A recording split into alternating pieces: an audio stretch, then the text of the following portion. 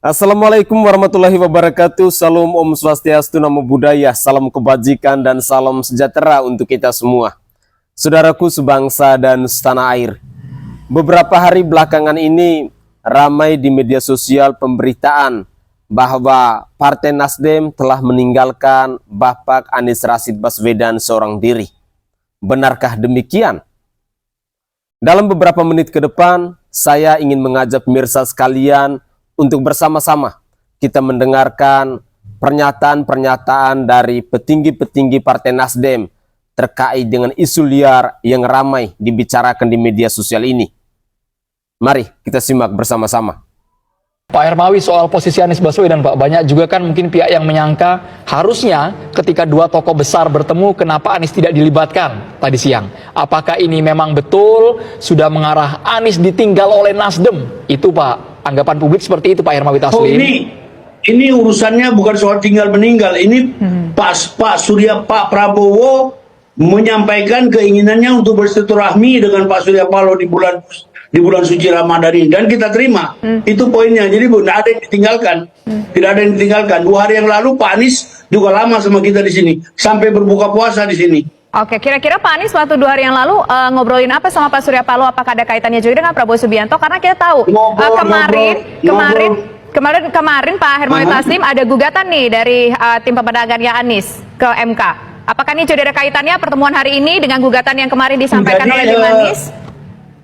Kemarin waktu mendaftarkan gugatan di MK itu pengacara-pengacara Nasdem ikut. Kita menyumbangkan 12 lawyer yang sudah berpengalaman di persidangan-persidangan di MK. Jadi gugatan di MK itu tetap kita lakukan karena Pak Surya dalam konferensi pers mengatakan kami menerima hasil pemilu, mengucapkan selamat kepada seluruh partai-partai peserta pemilu, mengucapkan kepada pasangan pemenang pemilu, tapi upaya kami mencari keadilan, upaya kami mencari kebenaran akan terus kami lakukan. Komitmen dan silaturahmi kami, kebersamaan kami, sinergisitas kami dengan para civil society, para guru besar, para media, terus kami lanjutkan. Siaran persnya itu harus dibaca utuh. Demikian. Terus kemudian dianggap Partai Nasdem berkhianat. Naif menurut saya kalau ada orang mengatakan itu. Kami berdarah-darah menemani Anies Baswedan dalam perjuangan itu. Sangat tidak bijaksana menurut saya kalau kemudian pernyataan Ketua Umum Partai Nasdem menerima hasil pemilu dan memberikan ucapan kepada pemenang, terus kemudian dianggap Partai Nasdem berkhianat. Naif menurut saya kalau ada orang mengatakan itu. Kami berdarah-darah menemani Anies Baswedan dalam perjuangan itu. Saya tidak terima kemudian dikatakan seperti itu. Kami punya kepentingan, partai politik punya kepentingan yang harus juga kami jaga. Ini harus dipahami oleh teman-teman yang ada di relawan. Apa motif Surya Paloh memberikan ucapan selamat? Nah, kita bisa bertanya, apa motif Surya Paloh mencalonkan Anies dan kemudian berseberangan dengan Jokowi? What is different? Ya. Apa motif jangan kita tarik dulu aja. Apa motif Nasdem mencalonkan Ahok ketika orang tidak ada satupun mencalonkan Ahok? Nasdem mencalonkan Ahok sebagai calon independen karena Nasdem waktu itu belum punya kursi di DPRD DKI. Jadi melihat sikap Surya Paloh adalah dia berdiri kepada sebuah fatsun politik yang namanya kepentingan yang lebih besar, kepentingan umum itu di atas kepentingan pribadi, kelompok dan golongan bahkan partainya sendiri. Jadi kalau ada yang menyebut ini demi bisa masuk ke koalisi, mendapatkan kue kekuasaan, levelnya di situ gak sih, Pak? Itu cecereme lah itu. Kak Zilvia, ngapain itu? Itu kan belum terjadi. Ini yang ada aja. 2 menterinya diminta sama Pak Jokowi ketika Pak Joni Plate, ketika Pak Sarul. Apakah itu diganti sama Pak Surya? Itu kan hak Nasdem. Pak Pratik datang ke rumah Pak Surya. Pak Bang Surya, Pak Presiden tanya siapa yang akan ganti ini. Enggak ada. Serahin dari Nasdem tidak mengendorse siapa-siapa. Serahkan pada Pak Jokowi. Zilvia, ini bukan kelas Surya Paloh untuk bagi-bagi kue. Bukan. Ini bukan politik hanya memuaskan hasrat nafsu sesaat saja, tidak. Jadi kalau ditanya Nasdem akan berada di koalisi atau oposisi, jawaban yang singkat tapi jujur, apa itu Bang Willy? Ya bukan prioritas bagi Partai Nasdem hari ini. prioritas Nasdem adalah bagaimana stabilitas politik ini terjadi, bagaimana gini, ada common obligasi, komitmen bersama. Komitmen berkontestasi itu suatu hal yang lumrah. Tapi komitmen untuk membangun sebuah negara bangsa dalam level high politik secara bersama-sama itu yang harus dipertunjukkan. Dan itu nggak mesti di dalam pemerintahan. Jadi ketika ditanya, Pak Surya ditawarin menteri nggak? Ditawarin gabung nggak?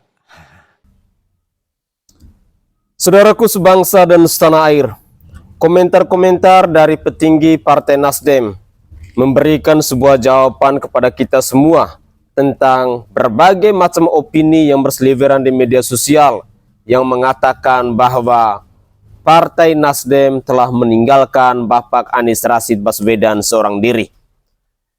Dalam cuplikan-cuplikan video tadi kita sudah mendengarkan bersama-sama pernyataan-pernyataan yang menurut saya bisa memberikan sebuah pemahaman kepada kita bahwa jauh lebih penting untuk partai politik dalam melakukan berbagai macam cara ketika apa yang dikatakan oleh Surya Paloh, beliau menerima keputusan dari KPU bahwa pemilu 2024 ini dimenangkan oleh Bapak Prabowo Subianto dan Gibran Raka Buming Raka. Ketika kita mencoba melihat berbagai macam berita di media sosial, memang banyak yang menilai bahwa Partai Nasdem adalah partai pengkhianat. Surya Paloh bahkan dikatakan sebagai seorang pengecut dan lain sebagainya. Tetapi apapun itu, saya berharap bahwa kita rakyat Indonesia kita harus mampu untuk mencermati setiap informasi yang masuk di telinga kita. Dengan demikian, komentar-komentar dari petinggi-petinggi Nasdem tadi bisa memberikan sebuah jawaban kepada kita semua bahwa semuanya punya kepentingan. Dengan demikian, apakah Anies Rashid Baswedan benar-benar berjalan dengan seorang diri? Tidak. Karena mereka telah menyiapkan 12 lawyer terbaik dari Partai Nasdem dan khusus untuk mendampingi Bapak Anies Rashid Baswedan bersama tim pemenangan lainnya untuk mengajukan proses hukum di Mahkamah Konstitusi yang sudah mereka daftarkan itu. Semoga saja cuplikan-cuplikan video ini juga bisa menyadarkan kita semua bahwa betapa pentingnya kita melihat setiap informasi. Jangan serta-merta kita menilai segala sesuatu yang belum tentu kebenarannya itu valid. Semoga saja cuplikan-cuplikan video ataupun komentar-komentar dari petinggi-petinggi Partai Nasdem ini bisa mengetuk pintu hati kita dan bisa menyadarkan kita bahwa Nasdem masih bersama Anies Rashid Baswedan dan Anies Rashid Baswedan tidak seorang diri. Karena Nasdem masih tetap mendampingi Anies Rashid Baswedan dalam proses di Mahkamah Konstitusi ini. Mari kita lanjutkan lagi. Maka menjaga integritas pemilihan. Pak, saya tuh bahkan punya keyakinan hampir 100% pengikut dan pemilih Bapak tidak paham dengan apa yang Bapak ucapkan di video tersebut. Dan mereka akan sangat amat kesulitan ketika disuruh menjelaskan ulang omongan Bapak. Dan yang mereka tangkap di otak mereka adalah 1. 02 curang, 2. KPU curang, 3. Jokowi harus turun, 4. Anies didolimi, kita harus melawan. Itu semua Pak menghasilkan kekeosan, kericuhan. Ya, bener-bener yang ricuh banget mengganggu masyarakat lain. Ngerti nggak Pak? Itu terjadi di bulan puasa. Bapak tahu nggak Nasdem sudah terbuka, bahkan akan bergabung ke Prabowo. Bapak tahu nggak itu? Tapi Bapak malah bikin video seperti ini. Yang akan ditangkap oleh anak-anak kesayangan Bapak ini ya, yang sebutannya anak abah ini, yaitu tadi 02 curang, ini curang, itu curang. Tapi ketika ditanya, nggak tahu. Bahkan sekelas di KPU aja ditanya, mana kecurangannya di mana? Kagak tahu Pak. Itu memalukan. Ngerti nggak Pak? Saya tahu Pak, saya tahu banget Bapak itu sudah mengelontorkan, mengeluarkan banyak dana untuk pemilihan presiden ini ya, untuk mencalonkan diri. Dan akan rugi ketika tidak menjadi presiden, saya tahu itu. Tapi yang jadi masalah Pak, lagi-lagi Bapak tuh sering banget bikin video kompor begini. Yang lucunya adalah pengikut Bapak juga nggak tahu Bapak ngomong apa. Tapi pokoknya mereka itu pokoknya ricuh, ya rame. Dan ditanya mana curangnya juga nggak tahu. Itu lucu banget Pak. Bahkan ya Pak, saya yang rakyat jelata ini punya prediksi Pak. Setelah ini Bapak akan mengajukan ke MK kan?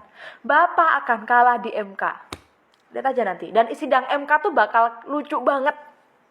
Dan Bapak akan teriak curang. Sekali lagi Bapak dan semua anak-anak Abah dan jajaran Bapak yang sefrekuensi dengan Bapak akan teriak MK curang, sudah diatur sama Presiden, 02 sudah membayar MK dan lain sebagainya.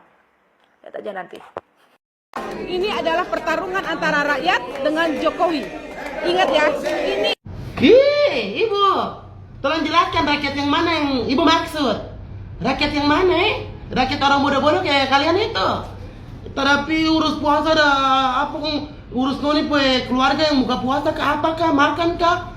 Tapi urus keluarga kan sibuk dengan pemerintahan.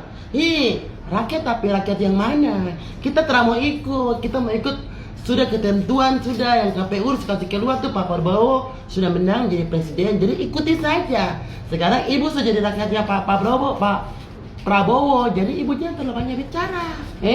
Ibu rakyat yang mana? Kita mau tanya. Rakyat yang mana? Ibu. Ibu, gilingan kan? Dasar perempuan gila. Rakyat yang mana? Kita tanya dulu. Rakyat satu Indonesia ini terakhir yang ikut kok. Itu cuma Jokowi cepat serahkan mandat ke MPR. MPR serahkan mandat ke UNAM. Baru NKRI beres.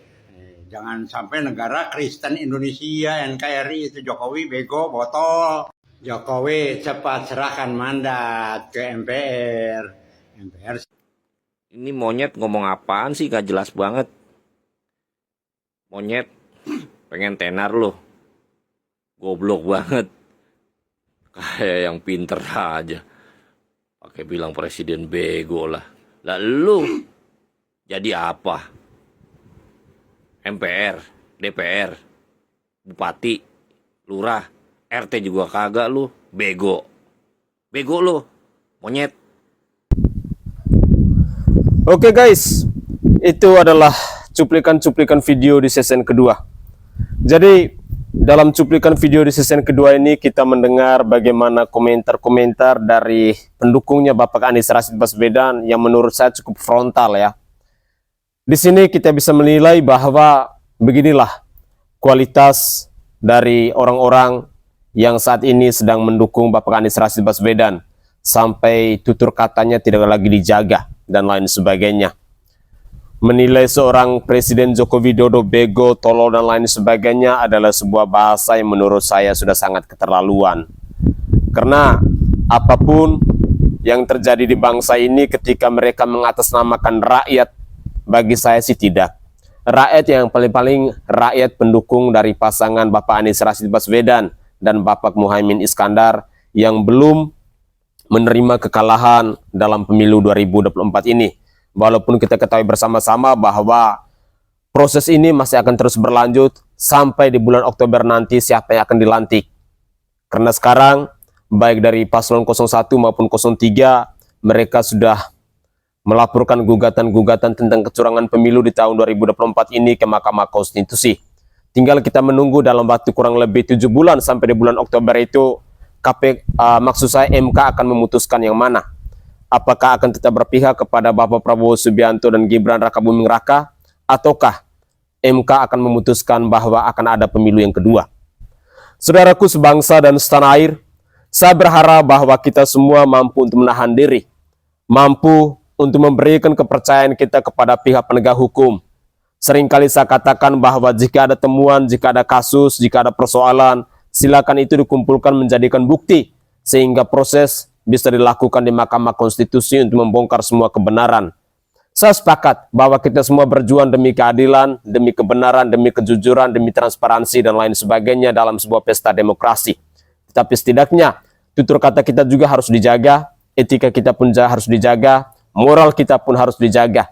Jangan sampai hanya karena ulah tutur kata kita, bahasa kita yang tidak sopan, yang tidak tahu menjaga etika dan lain sebagainya, pada akhirnya akan dijemput oleh pihak penegak hukum. Dalam hal ini mungkin TNI atau Polri yang akan menciduk kita. Sayang sekali, hanya gara-gara persoalan ini pada akhirnya kita harus hidup di balik jeruji besi. Saudaraku sebangsa dan setanah air, mari kita gunakan logika akal sehat kita dan mari kita percayakan, baik itu dari pihaknya Bapak Anies Rashid Baswedan maupun dari pihaknya Bapak Ganjar Pranowo yang saat ini berada di posisi yang kalah, kumpulkan semua bukti-bukti itu, serahkan dan proses itu di Mahkamah Konstitusi. Biarlah Mahkamah Konstitusi yang mengadili perkara ini. Semoga saja kita tetap sabar. Jangan terpancing dengan berbagai macam berita, dengan berbagai macam isu, dengan berbagai macam narasi yang pada akhirnya akan menjerumuskan kita. Ingat, politik itu kejam, politik itu dinamis, dan politik itu hanya soal kepentingan. Jadi kita sebagai rakyat patut untuk waspada. Mari kita lanjutkan lagi. Bismillahirrahmanirrahim. Pada hari Rabu, tanggal 20 Maret 2024 lalu, Komisi Pemilihan Umum telah mengumumkan hasil rekapitulasi pemilu atau pileg dan pilpres secara nasional yang hasilnya telah kita ketahui bersama. Terkait hal tersebut, Forum Peduli Indonesia Damai mengajak seluruh rakyat bangsa Indonesia untuk satu, menyikapi hasil tersebut secara arif dan bijaksana, tetap tenang sambil menunggu proses lanjutan yang mungkin diajukan oleh partai peserta pemilu maupun paslon yang belum menyepakati hasil tersebut.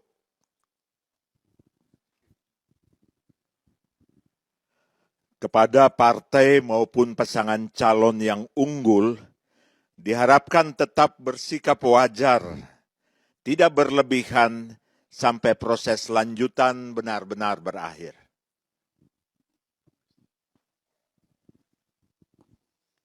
Tiga, bagi pihak yang masih belum bisa menerima hasil tersebut, dipersilahkan untuk meneruskan langkah sesuai dengan ketentuan perundangan yang berlaku melalui proses di Mahkamah Konstitusi maupun proses lainnya sesuai dengan ketentuan undang-undang.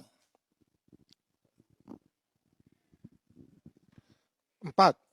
Kepada pimpinan dan elit partai serta para pasangan calon diharap tetap bisa menjaga konstituen masing-masing agar situasi dan kondisi nasional tetap kondusif dan kerukunan serta persatuan tetap terjaga baik.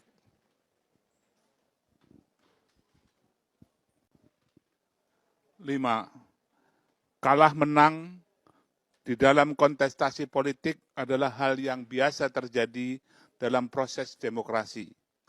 Oleh karenanya, menjadi kewajiban kita semua untuk memulihkan kembali ketidakharmonisan yang mungkin terjadi selama dan sesudah kontestasi berlangsung.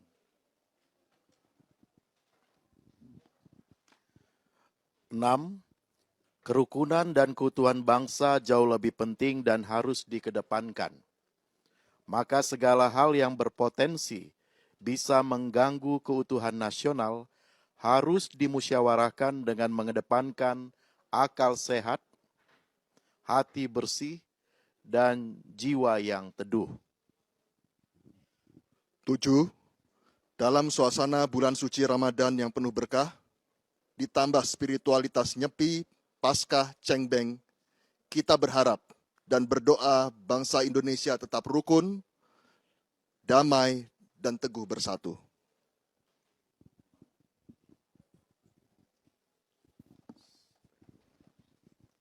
Semoga Allah Subhanahu wa Ta'ala, Tuhan yang Maha Esa, Sang Hyang Widiwasa, Sang Tiratana, Sang Di, merahmati setiap niat dan langkah bajik kita. Amin. Om Santi Santi Om, Sadu Sadu Sadu, Sanjay Rahayu. Jakarta, 28 2 Maret 2024, Forum Peduli Indonesia Damai. Saudaraku sebangsa dan setanah air, dalam cuplikan video yang terakhir ini adalah sikap dari para pemuka agama pasca Pilpres di tahun 2024 ini. Ada beberapa poin yang sudah dibahas yang disampaikan oleh para pemuka agama yang cinta akan damai ini.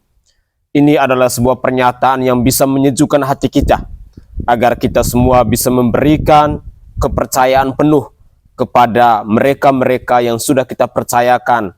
Jika memang ada kecurangan, adanya ketidakjujuran, adanya ketidakadilan dalam pesta demokrasi di tahun 2024 ini. Lagi dan lagi saya tegaskan bahwa waktu kita masih panjang. Mereka sebagai pemenang akan dilantik pada bulan Oktober 2024 nanti. Dengan demikian, masih ada waktu 7 bulan.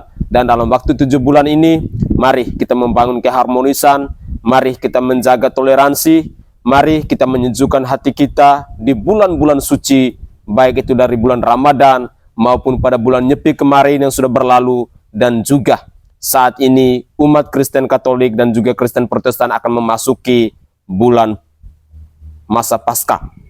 Semoga saja semuanya bisa berimbas untuk menyejukkan hati kita, agar kita semua tidak mudah terprovokasi di suasana pemilu 2024 ini.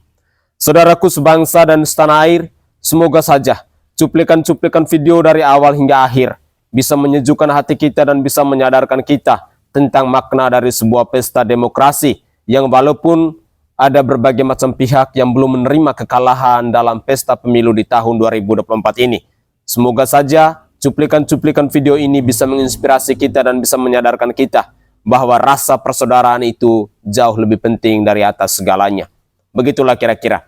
Saya Sainai dari Provinsi Nusa Tenggara Timur. Saatnya kita yang rakyat jelata harus berani untuk bersuara. Salam hormat, salam NKRI, dan salam Pancasila untuk kita semua.